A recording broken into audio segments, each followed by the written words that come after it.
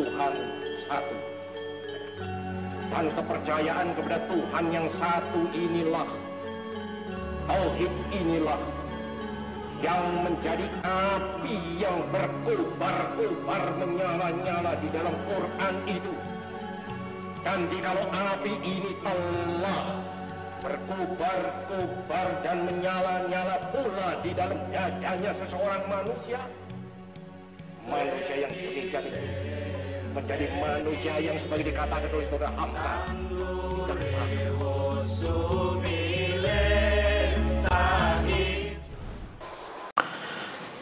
Bismillahirrahmanirrahim. Assalamualaikum warahmatullahi wabarakatuh. Alhamdulillahi rabbil alamin. Tsumma alhamdulillahi rabbil alamin. Assalatu wassalamu ala sayyidil mursalin, habibina wa syafi'ina maulana Muhammad wa ala alihi at-tayyibin wa sahbihi al-muntajabin wa tabi'ina lahum bi ihsanin ila yaumiddin. Sahabat Islam Ramah, alhamdulillah, puji Tuhan bahwa kita masih diberi kesempatan untuk menunaikan ibadah puasa selama bulan Ramadan ini. Bulan yang sangat istimewa karena kita semua melaksanakan salah satu rukun Islam yang sangat penting, sebuah madrasah batiniyah, sekolah spiritualitas yang akan menempa hati kita, pikiran kita, emosi kita, sehingga kita benar-benar akan menjadi orang yang insya Allah akan kembali ke fitrah, orang yang seperti tabula rasa, bersih dari berbagai noda dan dosa. Karena itu mari terus bersyukur, alhamdulillah. Mudah-mudahan kita masih terus diberi kesempatan untuk beribadah, untuk memaknai, menjiwai, memahami kandungan dari puasa yang sangat luar biasa. Apalagi di tengah COVID-19 yang menuntut kita untuk terus berdoa dan berdoa. Semoga Allah cepat menyelamatkan kita dari cobaan, dari musibah, dari ujian yang tentu sangat berat bagi kita semua, karena ini siklus 100 tahunan yang dulu pernah terjadi pada tahun 1918, dan setelah 100 tahun kita juga merasakan wabah yang sekali lagi menguji kesabaran, menguji kewaspadaan. Mudah-mudahan kita selamat dari cobaan ini. Amin ya rabbal alamin. Kata kuncinya adalah sekali lagi syukur. Mari kita bersyukur kepada Allah atas rahmat yang telah diberikan kepada kita semua. Selawat serta salam marilah kita senantiasa sampaikan kepada baginda Rasulullah Sallallahu Alaihi Wasallam. Mudah-mudahan syafaat dan pencerahannya selalu menyertai kehidupan kita, karena Rasulullah betul-betul menjadi tibbul qulub, obat hati. Maka marilah kita terus berselawat, li khamsatun utfi biha haral waba ila hatimah al-Mustafa wal Murtada wa ibnahuma wa Fatimah. Inilah doa-doa yang kita baca di tengah wabah. Aku mempunyai 5 orang yang akan menyelamatkanku dari panasnya penyakit, panasnya wabah yang sangat menakutkan, yaitu Rasulullah, Imam Ali karramallahu wajhah, Imam Hasan dan Imam Husain lalu Sayyidah Fatimah. Mari terus berselawat, karena Rasulullah, selawat adalah obat hati, tibbul qulub. Sahabat Islam Ramah, kita akan melanjutkan ngaji pemikiran keislaman Bung Karno seperti biasa. Sebuah pemikiran yang bagi saya memang betul-betul menumbuhkan sekali lagi optimisme, harapan, dan cita-cita kita sebagai warga negara bangsa. Kita tahu bahwa Bung Karno adalah pemimpin yang visioner, pemimpin yang berpijak pada tradisi, pada hazanah, pada falsafah, pada jiwa dari negerinya. Dan salah satu pemikiran yang banyak menginspirasi Bung Karno tentu adalah pemikiran keislaman.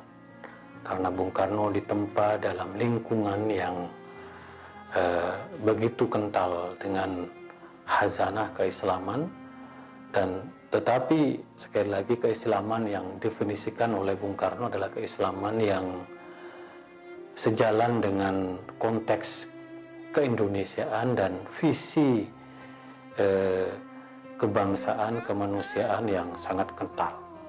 Nah, pada sore hari ini menjelang buka puasa, saya akan mengaji pikiran Bung Karno tentang Nabi Muhammad SAW dan pembangunan. Inilah salah satu kelebihan dan keistimewaan dari Allahyarham Bung Karno, karena meskipun beliau berbicara dalam konteks keislaman, tetapi keislaman yang dipahami, yang digali, yang dikaji, sesungguhnya dalam konteks mewarnai perjalanan bangsa ini.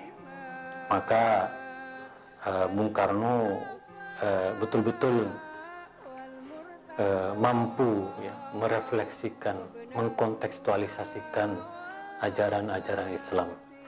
Nah, pidato ini disampaikan Bung Karno dalam peringatan Maulid Nabi pada tanggal 15 September 1959. Nah, kita tahu bahwa Bung Karno besar dalam tradisi Muhammadiyah, tetapi beliau juga sangat dekat dengan tradisi dan hazanah Islam Nusantara, yaitu Maulid Nabi. Tentu kalau saya ingat Bung Karno, saya selalu mengingat Allahyarham Haji Muhammad Taufik Kemas. Beliau selalu mengatakan kepada saya, "Dek, saya ini tumbuh besar dalam tradisi Muhammadiyah, tetapi saya ingin dikuburkan dan ditahlilkan dengan hazanah NU." Inilah wajah Islam Nusantara yang berkemajuan, yang begitu harmoni antara hazanah Muhammadiyah dengan hazanah Nahdlatul Ulama. Dan Bung Karno sekali lagi sebagai sosok yang lahir dalam tradisi Muhammadiyah, tetapi sebagai pemimpin negara dan orang yang sekali lagi membaca, menjalani, mendalami tradisi dan hazanah bangsanya, maka Bung Karno adalah sosok yang mentradisikan peringatan Maulid Nabi di Istana Negara. Yang sekali lagi saya ingin mengatakan bahwa tradisi peringatan Maulid Nabi di Istana Negara tidak kita temukan di negara-negara yang lain, bahkan mungkin di Timur Tengah. Bung Karno merupakan refleksi dari kecintaannya kepada Islam, kecintaannya kepada Rasulullah SAW, dan menjadikan Rasulullah sebagai sumber inspirasi untuk membangun negeri ini. Nah, sahabat Islam ramah, kalau kita lihat memang kenapa Bung Karno selalu menggelar peringatan Maulid Nabi di istana. Bung Karno mengatakan tidak lain dan tidak bukan karena kecintaannya kepada baginda Rasulullah SAW. Bahkan di tulisannya Bung Karno mengatakan, kalau saya mengkultuskan individu seseorang, maka saya hanya mengkultuskan baginda Rasulullah SAW. Itulah ekspresi cinta Bung Karno terhadap Nabi Muhammad. Karena seluruh perjalanan Bung Karno di tengah perjuangan, penderitaan, kepedihan, tawa, keberhasilannya, Bung Karno selalu merujuk kepada bagaimana perjalanan dan keteladanan Rasulullah Shallallahu Alaihi Wasallam. Maka sekali lagi Nabi Muhammad SAW menurut Bung Karno bukan hanya sebagai manusia besar, bukan hanya sebagai pemimpin besar. Rasulullah Nabi Muhammad adalah seorang utusan Allah yang mendapatkan wahyu dari Allah. Karena Nabi sebagai Rasul, sebagai orang yang mendapatkan wahyu, maka sudah semestinya ditempatkan sebagai orang yang dijadikan sumber inspirasi, yang dijadikan sumber keteladanan.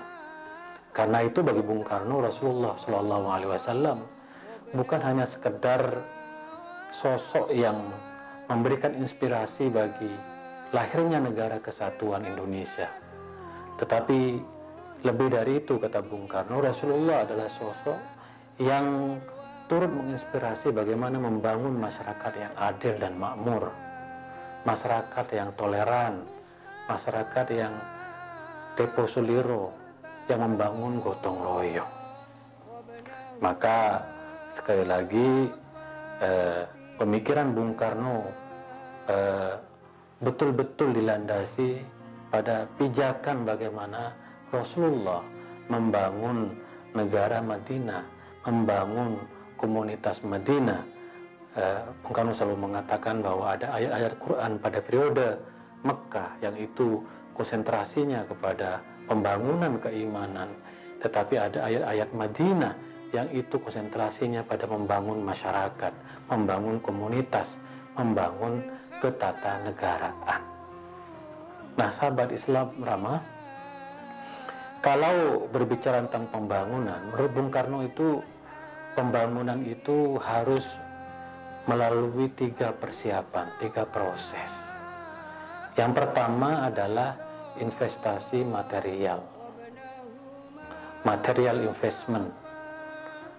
Nah, material investment itu bahwa sebuah negara dalam membangun harus mempunyai kesiapan material. Ibarat membangun sebuah gedung, kata Bung Karno, harus ada tiangnya, harus ada semennya, harus ada kayunya, harus ada batu batanya. Material-material ini menjadi prasyarat mutlak untuk membangun gedung. Nah, dalam membangun negara, Bung Karno mengatakan bahwa mau tidak mau bahwa material ini harus dipersiapkan. Maka membangun pabrik, membangun sumber energi, membangun bagaimana agar pertanian kita betul-betul subur dan bisa menghasilkan bahan-bahan yang dinikmati oleh kita sendiri. Nah, material investment ini menjadi keniscayaan dalam konteks pembangunan. Nah, disinilah Bung Karno mengambil inspirasi dari Rasulullah, bahwa Rasulullah sebagai pemimpin juga membangun materialnya, membangun ke masyarakatnya. Ketika di Madinah kita tahu bahwa Rasulullah bersama-sama masyarakat, bahkan kita mengenal dalam sejarah Nabi ada para sahabat yang bertani untuk memenuhi kebutuhan dari warga Madinah. Ada yang berdagang, bahkan Rasulullah sendiri adalah seorang pedagang di masa mudanya. Nah, material investment ini menjadi prasyarat mutlak bagi sebuah negara untuk melakukan pembangunan. Nah, yang kedua dikenal dengan investment of human skill, yaitu mempersiapkan kecakapan manusia, sumber daya manusia. Nah, karena itu menurut Bung Karno, pendidikan, menyekolahkan anak-anak kita menjadi prasyarat yang mutlak. Bayangkan, ketika di masa Belanda hanya ada sekitar 750.000 orang yang mendapatkan kesempatan untuk mengenyam pendidikan. Tetapi di masa Bung Karno, kita tahu bahwa investasi dalam bidang sumber daya manusia itu sudah ada 10 juta orang yang mengenyam pendidikan. Inilah visi Bung Karno dalam pembangunan, bahwa investasi tidak hanya di bidang material, di bidang ekonomi, tetapi investasi yang dilakukan oleh Bung Karno adalah investasi di bidang sumber daya manusia, human skill. Disitulah kemudian Bung Karno betapa bangganya, dari 10 juta itu banyak anak-anak kita, kata Bung Karno, yang sekolah menengah ke atas, bahkan diantara mereka ada yang mempunyai kesempatan untuk menjadi mahasiswa. Nah, disinilah sahabat Islam ramah. Kalau kita lihat Rasulullah SAW ketika membangun Madinah juga membangun kesiapan sumber daya manusia. Maka kita tahu di Masjid Nabawi dikenal dengan Ahlus Suffah, mereka yang dipersiapkan untuk mendalami ilmu agama. Nah, kalau kita lihat di zaman Rasulullah yang disebut dengan human skill ini adalah Imam Ali. Ana madinatul ilm wa aliyun babuha. Aku adalah kota ilmu dan Imam Ali bin Abi Thalib adalah kota ilmu. Adalah pintu ilmu, adalah pintu gerbang ilmu. Ana madinatul ilm wa aliyun babuha. Aku adalah kota ilmu dan Imam Ali adalah pintu ilmu itu sendiri. Rasulullah juga mempersiapkan human skill, sumber daya manusia. Sebab membangun Indonesia yang besar ini tidak mungkin tanpa sumber daya manusia yang berkualitas. Maka sekali lagi Bung Karno mengatakan bahwa pembangunan yang berlandaskan pada human skill ini menjadi prasyarat, persiapan yang sangat penting agar negeri ini bisa bersaing dengan negeri-negeri yang lain. Lalu kemudian prasyarat yang ketiga disebut oleh Bung Karno adalah mental investment, investasi mental. Ini yang sekali lagi menjadi perhatian Bung Karno.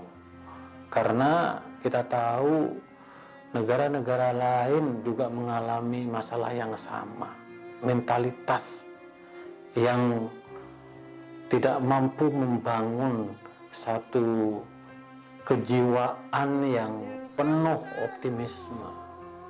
Bahkan kata Bung Karno sangat disayangkan karena masih ada korupsi, karena masih ada intoleransi, kekerasan, gontok-gontokan, dan ini mental ini sangat tidak sejalan dengan prinsip membangun sebuah negara bangsa. Nah, karena itu sekali lagi Bung Karno kemudian banyak sekali mengambil inspirasi dari Rasulullah Shallallahu Alaihi Wasallam. Bagaimana kita sebagai warga negara bangsa harus betul-betul mempunyai mental pejuang, mental petarung, mental yang tidak menyerah, mental yang siap dalam kondisi apapun. Maka sekali lagi yang disebut dengan mental sungguhnya adalah keteladanan pemimpin. Rasulullah sebagai teladan, sebagai contoh terbaik telah menjadi salah satu inspirasi mental yang sangat luar biasa ketika Rasulullah terus bersama-sama dengan umat dan warganya di Madinah untuk menunjukkan kebersamaan, keberpihakan terhadap mereka yang lemah, mental untuk terus beramal saleh, bekerja keras. Nah, karena itu kata Bung Karno, Islam itu bukan hanya sekedar agama yang menekankan aspek ibadah ritual. Islam bukan hanya agama yang sekadar memegang tasbih, Tidak, kata Bung Karno. Tapi Islam adalah agama yang betul-betul membangun mental. Mental di mana kita harus bekerja, harus beramal, harus berbuat baik, harus menjadi manfaat bagi orang lain. Nah, bayangkan kata Bung Karno, Nabi Muhammad sudah dijanjikan oleh Allah dengan kemenangan, dengan keberhasilan, dengan prestasi. Tetapi walaupun demikian, kata Bung Karno, Rasulullah terus bekerja, Rasulullah terus berbuat, Rasulullah terus berbuat, bekerja, beramal untuk umatnya, untuk warganya. Bahkan Rasulullah menjadi rahmat tidak hanya bagi umatnya, tetapi juga bagi umat agama-agama yang lain. Kita tahu ketika orang-orang Yahudi datang ke Rasulullah karena orang-orang Yahudi tidak mampu menyelesaikan masalah internal mereka, mereka datang kepada Rasulullah. Rasulullah membantu, memberi masukan kepada orang-orang Yahudi sembari Rasulullah berkata, bukankah kamu mempunyai pemimpin? Bukankah kamu mempunyai Taurat yang bisa menjadi rujukan kamu? Tetapi Rasulullah sebagai pemimpin yang mampu membangun revolusi mental pada zamannya, sudah terbukti menjadi rujukan bagi umat-umat non-muslim. Oleh karena itu, sekali lagi kata Bung Karno, investasi mental itu menjadi sesuatu yang mutlak dalam membangun sebuah bangsa. Dan kita melihat sekarang betapa mental kita masih terus diuji oleh sejarah. Apakah kita akan mempunyai karakter and nation building, karakter kebangsaan, bahwa kita betul-betul mampu hidup dalam kebersamaan. Kata Bung Karno, masalah kita adalah sukuisme, masalah kita adalah individualisme, masalah kita adalah fanatisme. Nah, ini masalah mental, pembelahan sosial, politik identitas. Itu persoalan mental yang harus kita pecahkan bersama-sama. Dan sekali lagi Bung Karno mengajak kita untuk kembali kepada keteladanan Rasulullah dalam membangun sebuah masyarakat. Dalam hadis disebutkan, la fadla li arabiyyin wa la arabin illa bittaqwa. Gak ada perbedaan antara orang-orang Arab dan non-Arab. Tidak ada perbedaan antara orang-orang berkulit putih, berkulit hitam, kecuali hanya ketakwaannya. Mentalitas untuk hidup bersama di tengah keragaman, di tengah kebinekaan. Itulah yang kata Bung Karno menjadi investasi mental. Maka ini sangat penting juga bagi para pemimpin kita saat ini. Karena seringkali ketika keluar kata-kata investasi, selalu investasi yang bersifat material, investasi yang bersifat ekonomis, seolah-olah negeri ini akan hanya bisa dibangun oleh investasi material, investasi ekonomi. Ini cara pandang yang salah. Karena menurut Bung Karno, selain investasi material, itu harus ada investasi sumber daya manusia. Kita belajar dari negara-negara besar. Cina mengirimkan jutaan warganya untuk belajar. Bung Karno dulu melakukan ini sebelum ada peristiwa politik yang sangat tragis dan menyakitkan. Bung Karno mengirimkan banyak pelajar untuk belajar keluar, menimba ilmu yang nanti akan dibawa untuk membangun Indonesia. Investasi di bidang sumber daya manusia, kecakapan manusia, dan Rasulullah dalam memimpin betul-betul mempersiapkan orang-orang terbaiknya yang akan melanjutkan estafeta kepemimpinannya.